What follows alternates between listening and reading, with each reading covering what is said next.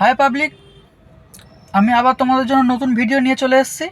আজকের ভিডিওটা হবে XUV 300 নিয়ে। 300-এর ভিতর থেকে যদি ডোর লক করা থাকে, বাচ্চারা টানলে ওটা খুলতে পারবে না, ওটাকে চিলড্রেন লক বলে। চিলড্রেন লকটা কীভাবে অ্যাপ্লাই করবেন? আমার এই গেটে এটা অ্যাপ্লাই করা আছে, এখান থেকে টানলে এই গেটটা খুলবে না, কারণ এটা চিলড্রেন লক করা আছে। ড্রাইভার ডোরে যেরকম চিলড্রেন লক হয় না, কারণ এটা টানলে খুলে যাবে।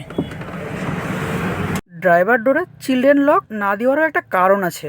কারণটা হলো যে এখনকার কারে চাবি লাগে না, এখন তো বাটন সিস্টেম। রিমোট চাবি থেকে কোনো বাচ্চা যদি ভিতরে বসে তো ভিতর থেকে লক হয়ে যাবে। আবার এইটুকু কারণের জন্য চিলড্রেন লক ড্রাইভার সিটে দেয় না। আর যারা জানেন তাদেরকে নিয়ে তো কোনো কথাই হবে না।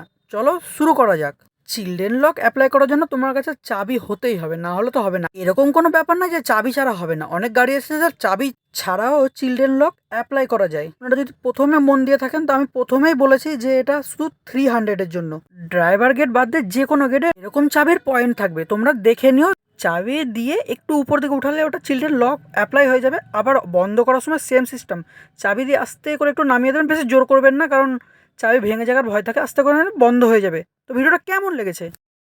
আমি প্রথমে বলেছি এটা শুধু 300-এর জন্য। আমি চেষ্টা করব যে গাড়িতে চাবি ছাড়া চিলড্রেন লক অ্যাপ্লাই করা হয় সেই গাড়ি খুব তাড়াতাড়ি ভিডিও করার আমি চেষ্টা করব। তোমরা আমার সাথে থাকো, চ্যানেলটা সাবস্ক্রাইব করে সুন্দর একটি কমেন্ট তোমরা করে দিও। আমি চেষ্টা করব খুব তাড়াতাড়ি তোমাদের জন্য সেম ভিডিও নিয়ে আসার। তো এবারকার জন্য বাই।